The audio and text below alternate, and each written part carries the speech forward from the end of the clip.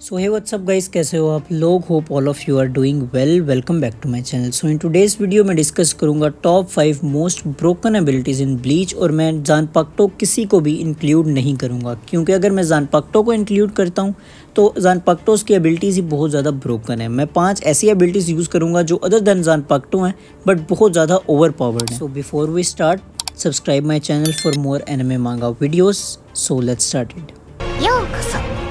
At number 5 we have Orihime's ability Shun रिका। Orihime देखने में तो डेंजरस नहीं लगती, ये क्यूट सी लड़की डेंजरस हो कैसे सकती है, बट उसकी पावर बहुत ज़्यादा ही ब्रोकन है। वो अलग बात है कि उसे कभी यूज़ नहीं किया उसने, एज अ सपोर्ट वो यूज़ करती है, बट वो कम्प्लीटली ब्रोकन पावर है। शुनशुन रिका ये एक फुल ब्रिंगर पावर है जो कि उसे अलाउ करती है 6 ऐसे फेरी लाइक क्रिएचर्स बुलाने के लिए जो उसकी हेल्प करेंगे। बट जो उसकी पावर का कोर है वो है rejection. She can reject anything from reality. वो रिजेक्ट कर सकती है हर चीज़ को। इसी तरह वो हीलिंग करती है और सपोर्ट करती है हर एक कैरेक्टर को। वो डिफरेंट अटैक्स को रिजेक्ट कर सकती है, डैमेज को रिजेक्ट कर सकती है, यहाँ तक वो डेथ को भी रिजेक्ट कर सकती है, जैसे उसने बहुत बार बचाया है इचिगो को फ्रॉम डेथ। इसी एबिलिटी को आइजन ने भी एक्नॉलेज किया है और आइजन ने भी यह कहा है कि ये वाली एबिलिटी बहुत ज़्यादा ब्रोकन है और ये एबिलिटी मेरे पास होनी चाहिए। उसका सपोर्ट इतना ज़्यादा स्ट्रॉन्ग है कि यहाँ तक कि वो क्विंसी किंग के अटैक्स को, जो कि सोल किंग को अब्जॉर्ब करने के बाद थे, उसको स्टॉप कर रही थी और एफर्टलेसली स्टॉप कर रही थी। चलो एक चीज़ सपोज करते हैं, आइजन यूज़ करता है अपना क्योकासुगेत्सु ओरिहिमे पर और ओरिहिमे यूज़ कर लेती है अपनी पावर ऑफ रिजेक्शन ओरिहिमे के ऊपर। क्योकासुगेत्सु काम ही नहीं कर रहा। ऐसा हो सकता है कि नहीं, आई डोंट नो, बट ये एक मेरी थ्योरी है। चलो अगर मेरी इस यूजलेस थ्योरी को साइड पे भी रखते हैं, जो हाची था वाइजर्ड्स का, उसने हराया था बारागान को और बारागान था ओरिजिनल किंग ऑफ वेको मुंडो और उसकी एबिलिटीज़ एग्जैक्ट सिमिलर थी ओरिहिमे की।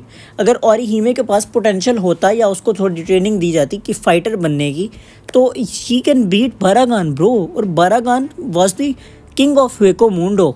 बहुत बड़ी बात है ये। At number 4 we have the book of end और ये एबिलिटी है सुकेशिमा की, जो फर्स्ट टाइम यूज की गई थी 440 चैप्टर में फुल ब्रिंग आर्क में। और ये उसे अलाउ करती है कि वो अपने आप को इंसर्ट कर सकता है अपने विक्टिम्स के पास्ट के अंदर। और ये बहुत ज्यादा ब्रोकन एबिलिटी है। उसे अपनी एबिलिटी यूज करने के लिए पहले अपने ओपोनेंट को स्टैप करना है और फिर एक बुक मार्क प्लेस करना है अपनी बुक के अंदर, जो कि उसकी मेमोरी के अंदर चेंज कर देगा। उसकी मेमोरी के अंदर चेंज ऐसे होगा कि जहाँ पर भी वो बुक मार्क प्लेस करेगा वहाँ पर सुकीशिमा खुद आ जाएगा। मतलब जहाँ पर अगर उनके साथ सुकीशिमा नहीं भी था वहाँ पर भी सुकीशिमा आ जाएगा। जैसे सुकीशिमा ने अपनी एबिलिटीज़ को यूज़ किया था इचिगो के फ्रेंड्स पर और वो लोग सब बिलीव करने लग गए थे कि जितने भी हमारे साथ इवेंट्स हुए हैं सब में हमारे साथ सुकीशिमा था। हम रुकिया को बचाने गए तब भी हमारे साथ सुकीशिमा था। और ये चीज़ बहुत ज़्यादा ब्रोकन है, उसका एक्सटेंट बहुत ज़्यादा है। उनकी मेमोरीज ऐसे चेंज हो रही हैं जैसे रियलिटी ही ये है। और सुकीशिमा की पावर यहाँ पर खत्म भी नहीं होती है। सुकीशिमा इन एनिमेट ऑब्जेक्ट्स को भी चेंज कर सकता है, उनकी मेमोरीज को चेंज कर देगा। जैसे उसने ब्याकुया की स्वॉर्ड तक की मेमोरी को चेंज कर दिया था। अपनी पावर यूज करने से उसे अपने ओपोनेंट के सारे पास्ट, सारी मेमोरीज का पता चल जाता है, जो उसे अलाउ करती है कि उसे अपने ओपोनेंट्स की सारी एबिलिटीज का पता चल जाएगा, जो उस एबिलिटी को और ज्यादा ब्रोकन बनाती है कि आपके पास कोई ऐसी चीज है ही नहीं जो ओपोनेंट्स को पता ही नहीं है। चाहे आपके पास कोई ऐसी एबिलिटी है जो आपने नई नई सीखी है, उसे वो भी पता है। At number 3 we have visionary, जो कि एक्सटर्नेटर ग्रैमी की पावर है, जो कि मोस्ट ब्रोकन शिफ्ट है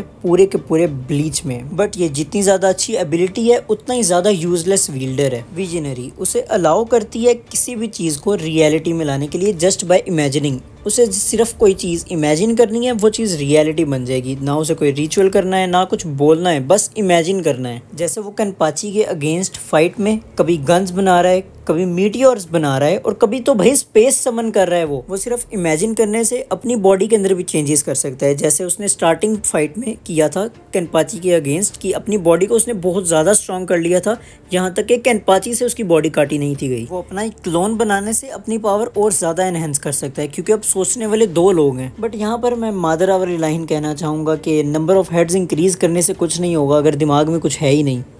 at number 2 we have the balance, Jugram Haschwalth right hand man of Yhwach की पावर।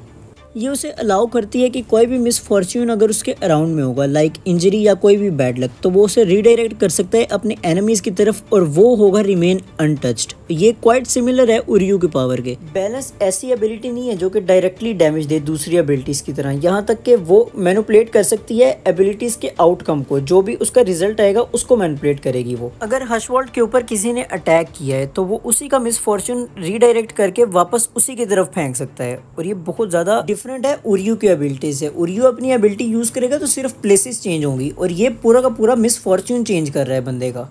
वो एक सेक्रेट टूल कैरी करता है जिसे वो कहता है ऑलमाइटी बैलेंस, और वो क्या कर सकता है, वो इनविंसिबल लॉज ऑफ फेट को एक प्रोबेबिलिटी में चेंज कर सकता है, जो कि एक वेपन बन जाएगा उसके लिए। और हाल ही ये डिफेंसिव एबिलिटी नहीं है, वो रियलिटी को रीराइट कर सकता है on the level of fate. वो अपने लिए फॉर्च्यून इंक्रीज कर सकता है और दूसरों के लिए मिस फॉर्च्यून इंक्रीज कर सकता है। बैलेंस यूज करने के लिए किसी टाइप की एक्टिवेशन भी नहीं चाहिए, वो हर वक्त काम करती है, एक कॉन्स्टेंटली काम करने वाली एबिलिटी है वो। ये पर्सन अपने बैलेंस से युहाबा का ऑलमाइटी यूज कर सकता है जब वो सो होता है, और ऑलमाइटी अगर कोई बंदा यूज कर सकता है तो वो वैसे ही बहुत ज्यादा ब्रोकन है।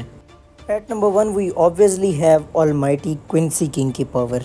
वो फ्यूचर को देख सकता है, उसे चेंज कर सकता है, वो सारे अटैक से इम्यून है क्योंकि उसने पहले ही फ्यूचर देखा हुआ है। वो फ्यूचर आने से पहले ही उसको चेंज कर सकता है। वो सारे टाइमलाइंस देख सकता है, सारे के सारी पॉसिबिलिटीज़ देख सकता है, branch events, attacks, decisions, conversations जो फ्यूचर में होंगी, सारी चीज़ें देख सकता है।